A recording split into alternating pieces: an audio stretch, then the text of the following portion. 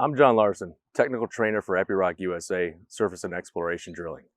Today, we're adjusting the tension on the tracks to be sure that they're not loose and slip off.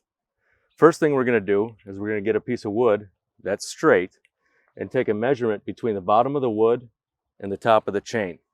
In the book, it says about 1.5 inches, right around there. The rule of thumb I like to go with, less than 2 fingers, we should be good.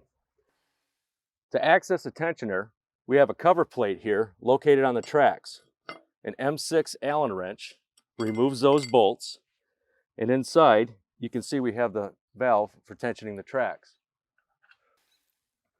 Supplied with each machine is a special fitting for installing the grease into the tensioner.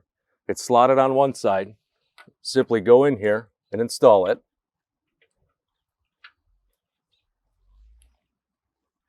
And now we attach our grease gun to tension the tracks. Once we're complete and we have sufficient tension in the track chain, go ahead, remove that special fitting, keep it with the machine,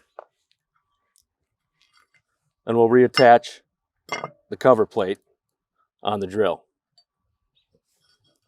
If you need further assistance with tensioning the tracks, please contact your local Epiroc service center or dealer in your area.